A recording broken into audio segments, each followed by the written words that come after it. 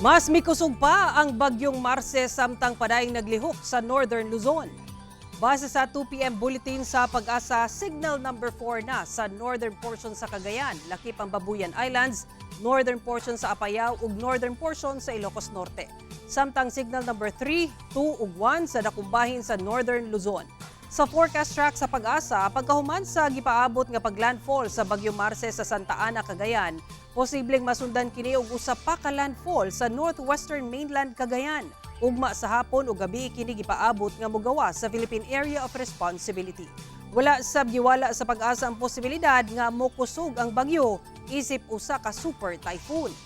Base sa datos sa Metro Weather, posible ang pag-ulan tungod sa localized thunderstorms sa Zamboanga Peninsula, Northern Mindanao, Caraga, Davao Region, Barm ug Soc-Sargen. Busa magpabiling alerto sa posibleng pagbaha o landslide.